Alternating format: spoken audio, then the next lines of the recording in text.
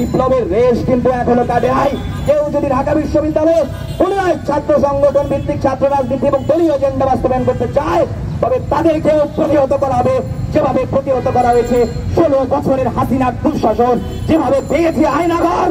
সেখানে গণরুমের যে প্রশাসনিক যে নির্যাতন, এক রুমে 40 থেকে 50 জন করে থাকতো, সেখানে একটা গ্রামের গোয়াল ঘরের থেকে ভালো আছে, গোয়াল ঘর থেকে প্রতিদিন পরিষ্কার করা হয়। যেই জুলাই আমরা চালিয়েছিলাম সেই জুলাই আমরা আবারও চালাবো। আপনারা যদি আপনাদের দখলদারিত্বের রাজনীতি চালিয়ে যেতে চান। স্টুডেন্ট প্রতিনিধি নয়, আছে কে আওয়ামী লীগের চামচা, যে কয়েক বছরও পাস করতে পারে না, তিলোত্তমা। যে এই যে রাজনীতির যে নোংরা খেলাটা, এটা হচ্ছে পুরোপুরি নির্মূল হয়ে গেছে। এটা কিন্তু হয়নি, আর কবে হবে এইটা আমরা জানি না, কিন্তু আমরা জানিয়ে দিতে চাই যে আমরা এই দখলদারিত্বের ছাত্র রাজনীতি এটাকে নির্মূল করেই ছাড়বো, তাতে যতদিন সময় লাগে।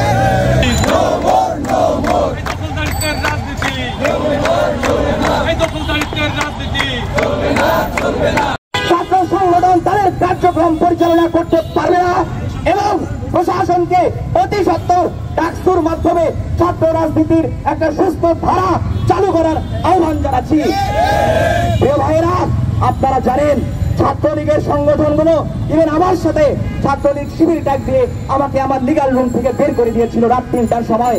আমি হন্যে হয়ে খুঁজেছি এই যে ঢাকাতে কোন একটা জায়গায় থাকা যায় কিনা। আমরা যাকে দেখেছি যে উত্তালের রাজা, গাজার রাজা, সেই সৈকত প্রধানমন্ত্রী প্রেসক্রিপশন দিয়ে তারা কি বানালো, ডাকসুর সদস্য। আবার এই কুলাঙ্গারকে ছাত্র রাজনীতির নামে ঢাকা ইউনিভার্সিটিতে দলীয় যে তার আসন আছে সেখানে বসানো হলো। তারপরে পোলাপানকে সে মানসিকভাবে একের পর এক টর্চার করতে থাকলো এবং ঢাকা ইউনিভার্সিটিতে এমন একটা সিচুয়েশন করলো যে যারা নেশাগ্রস্তর একটা যেন আস্থানা, আমরা যেন তাদের দাসত্ব করার জন্য আমাদের বাবা মা এখানে আমাদের পাঠিয়েছে। বাংলাদেশের যে এই যে নোংরা একটা সংস্কৃতি চলে আসছে বছরের পরে বছর, এটা কিন্তু আওয়ামী লীগ সরকার চলে গিয়েছে বা ছাত্রলীগ চলে গিয়েছে তার মানে এরকম না যে এই যে রাজনীতির যে নোংরা খেলাটা, এটা হচ্ছে পুরোপুরি নির্মূল হয়ে গেছে। এটা কিন্তু হয়নি, আর কবে হবে এইটা আমরা জানি না, কিন্তু আমরা জানিয়ে দিতে চাই যে আমরা এই দখলদারিত্বের ছাত্র রাজনীতি এটাকে নির্মূল করেই ছাড়বো, তাতে যতদিন সময় লাগে। তো লেজুর ভিত্তিক ছাত্র রাজনীতি যারা করে বা করতে চায়, তাদের যুক্তিটা হচ্ছে ছাত্র রাজনীতি যদি না থাকে তাহলে রাজনৈতিকভাবে সচেতন একটা জনগোষ্ঠী কিভাবে গড়ে উঠবে। আপনি যদি দেখেন যে এই দেশে এই যে 24শে গণঅভ্যুত্থানের কথাটাই ধরেন, এখানে আইভেট পলিটিক্স যেই হচ্ছে জেনারেশন, তারাই সব থেকে বড় পলিটিক্যাল রেগুলেশন ঘটিয়েছে। এটা অস্বীকার করার কোনো উপায় নাই। সেই ইতিহাসের পুনরাবৃত্তি কোন দল যদি করার চেষ্টা করে, আমি হুঁশিয়ারি দিতে বলতে চাই যে আমরা যারা বিপ্লবী 24শে যারা বিপ্লব ঘটিয়েছি, সেই বিপ্লবের রেশ কিন্তু এখনো কাটে নাই। কেউ যদি ঢাকা বিশ্ববিদ্যালয়ে পুনরায় ছাত্র সংগঠন ভিত্তিক ছাত্র রাজনীতি এবং দলীয় এজেন্ডা বাস্তবায়ন করতে চায়, তবে তাদেরকেও প্রতিহত করা হবে, যেভাবে প্রতিহত করা হয়েছে 16 বছরের হাসিনার দুঃশাসন, যেভাবে পেয়েছে আয়নাঘর, ঠিক সেইভাবে তাদের সেই নষ্ট বাসনাও আমরা ভেঙে দেব। আমাদের দাবি একদম ক্লিয়ার প্রশাসনের কাছে, যিনি নতুন ভিসি আসবে তার কাছে আমাদের 2টা দাবি একদম ক্লিয়ার। সেটা হচ্ছে ঢাকা বিশ্ববিদ্যালয়ে কোন প্রকার দলীয় ছাত্র শিক্ষক কর্মচারী রাজনীতি নিষিদ্ধ করতে হবে এবং অতি সত্বর ডাকসু দিতে হবে।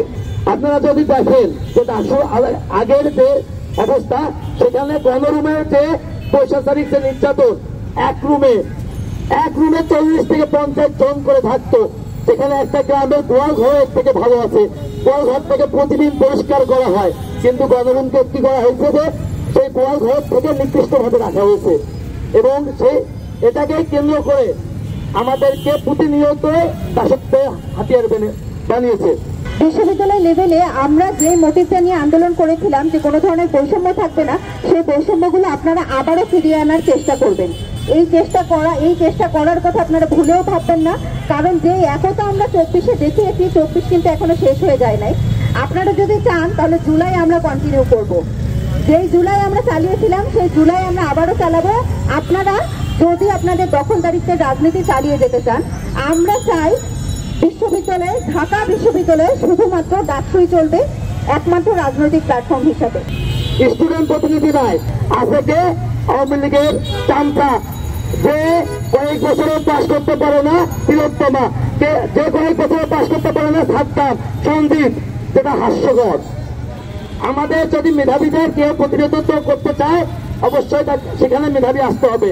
যে আদু হয়, যে কিনা রাজনীতি করে আদু হয় এই থেকেছে, সে কিভাবে ঢাকা ইউনিভার্সিটির প্রতিনিধিত্ব করবে স্টুডেন্টদের? আমার এটাই প্রশ্ন প্রশাসনের কাছে। আর আপনারা প্রশাসন এবং শিক্ষক যারা আছেন, আপনারা যদি ভুল করে রাজনীতির চিন্তা করেন, আপনাদের বর্তমান যারা আছে, যে আপনাদের যে নেত্রী, সে কিন্তু তার পরনের কাপড় ছাড়া বাকি কিছু নিয়ে থাকতে পারে নাই। ঠিক আপনাদের সিচুয়েশন হবে ঢাকা ইউনিভার্সিটি থেকে এইরকম, যে আপনারা যদি কোনো দালালি চামচামি আর করতে চান, আপনাদের নেতৃত্বের মতো হবে। এবং অন্যান্য যে রাজনৈতিক দলগুলো আছে তাদেরকে আমি সচেতন করতে চাই যে আপনারা সেই গণভবন থেকে শিক্ষা নিন। আমরা চাই ডাকসু দেওয়া এবং আমাদের যে দাবি দেওয়াগুলো আছে সেগুলো বাস্তবায়ন করা।